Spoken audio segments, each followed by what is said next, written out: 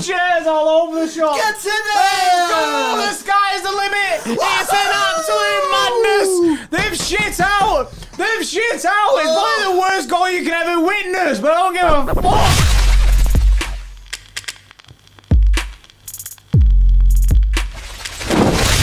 Yes, welcome to another video, guys. MLB and above me's John. A massive win there, guys, at Goodison Park. Wasn't easy, wasn't pretty, but we got the job done, got the 1-0 win, and that's basically all that's important about this game. But there is some talking points to discuss still. Before we get into it, guys, please drop the video a thumbs up if you did enjoy it. Subscribe to the channel as well if you're new. And if you want to become an extra club member like the guys at the bottom of the screen, link in the description. Right, okay, bro. I mean, before we... In the preview, we said we'd take a 1-0. We said that it's just about getting the 3 points. Don't matter how we play. I mean, they literally took that literally, didn't they? And you know what I mean? The performance wasn't great, but we got the job done. At the end of the day, 3 points is 3 points. Mm-hmm. We did say we'll take it as it is. It doesn't matter if we play shit. At the end of the day, we got the win. It doesn't matter how good you play. 3 points are still 3 points. Mm-hmm. And that's what the most important thing was, because we needed to end that Tottenham thing, get that out of our system straight away before it becomes a thing, before it becomes like, oh, we're in bad form now. It wasn't a great game. You know what I mean? We're not looking good recently. There's a few players that, I mean, at the moment are kind of like aren't finding the feet. I mean, Raheem Sterling, he's not having the best of games recently. I mean, like Bernardo's been a bit quiet recently. It's been rough couple of games. So I'm just happy that we got the win. The goal was a dodgy goal. Do you know what I mean? Like, if that don't go in, I don't know if we win that game. Well, we don't, bro, because it was 1-0, isn't it? So what analysis you get on this channel? If that doesn't go in, we don't win the game. Nah, but what I mean is, if that doesn't go in, you know what I mean? After that, we didn't really have any chances. I mean, we didn't have any, but then obviously we changed the game plan after that. Battle down, didn't it? It was one of them. That goal that went in. If we don't score, we don't win. The goal was a bit of a rough goal. You know what I mean? A bit of a lucky goal. But you know what? It don't matter, innit? It don't matter. And at the end of the day, we was pressing for it. We wanted the win. You know, at the end of the last 20 minutes, who was the team that was pressing? It was City. City wanted the win. We wanted the points. And, you know, it come kind of fortuitously with, obviously, I think Holgate got a touch on it, and then Keane got a touch on it, and then it fell to the feet of Phil Foden, who scored. Keane got done dirty. Yeah, Keane had a bad time there. And Phil Foden, obviously, in the side after his what happened at the boxing last weekend. He's back into the side and keeps himself nice and calm, nice and cool, gets the ball and slots it past the goalkeeper. And after that, it was we didn't really have too many issues. However, we do need to talk about the penalty, because should it have been a penalty? Should it not have been a penalty? Because everyone's talking about it on social media now. If you didn't watch the game, you've not seen the highlights. The ball is played forward, and Rodri ends up basically he does it his arm. his handball, isn't it? It's his arm, yeah, and it looks to me like it's potentially a handball. You called it in. I didn't really see it when we was in the watch song. You called it straight away. You was like, he's handballed it. Like, but there was no Everton players round him or anything. Nah, there was no ball. So anyway, it looked like a stonewall handball.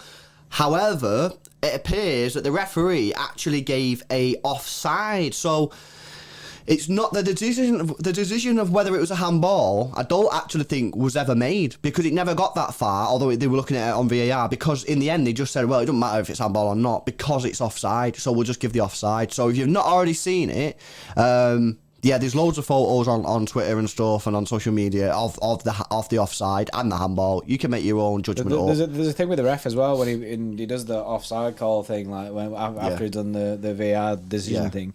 I mean, Sam Lee tweeted about Frank Lampard getting asked about the situation, and they said, you know what I mean, they said there was no offside, but you know what I mean, it seems like it's a bit of a mess, but the end of the day, the decision that the referee gave is offside, so it doesn't even matter if it's a handball or not. Because if that doesn't happen, I reckon it was a handball and it was a pen.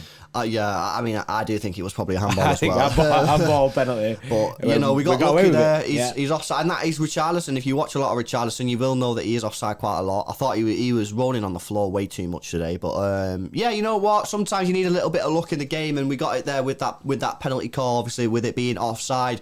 In terms of the game itself, yeah, as you said, bro, it wasn't the best game. We struggled. Some players are out of form at the moment, but you just gotta grind your way through it. You know what I mean? You're not gonna play every match where everyone's playing mint. That's just not gonna happen. So when you go through these periods of slightly dip form, you know what I mean? And I do think we're in a slightly dip of form. You know what I mean? It's only a slight dip of form, but it is a dip of form. I mean, if we wouldn't have won today, that's 2 wins in 5 of the Premier League. So I do think we're in a slight dip of form at the moment. However, you know, it's not like a bad situation. I mean, we absolutely smacked Lisbon and we played mint in that game. So, you know, I think that we just need to be careful about, you know, putting a bit too much pressure on the players and downbeating them a little bit too much. Because at the end of the day, they played a lot of football. Players like Bernardo Silva haven't been given any rest. And, you know, They'll come through this. You know, we've got a difficult game now at Peterborough. You know, that is difficult. Away from home, under the lights, FA Cup magic and that. And then you've got the derby on the weekend. Two tricky games. So hopefully the boys can come through the next week. It's going to be difficult. It's going to be rough. We're in for a tough ride, isn't it? And it's funny because both them games, I'm just like, just get the win. Just get the win. I know. You know what I mean? End of the day, if it takes me going through the 90 minutes of pain like that match was today to get the 3 points, I'll do it every single week. I'll do it every single time because at the end of the day, I just want the points, innit? Yeah, no, absolutely. Right, let's go through some of these player ratings then, guys. Player ratings decided by our extra club members. So if you want to influence these ratings, you don't like them or you think that they're too low or too high, become an extra club member. Links in the description. Get yourself in the Discord, and after every game, you can cast your vote for the player ratings then. So Ederson gets an 8.9, and that's actually the extra club man of the match. Stones, mate, he's proper impressing me at the moment. You've got to get him in the team. How is he a right back? I don't get it. He was popping little balls off to Kev and that. He was absolutely mega. Yeah, he's passing sick. You know what he does really well? He breaks the lines. And Pep loves that. You know, Pep absolutely loves John Stones at right back, 100%, because he keeps doing it.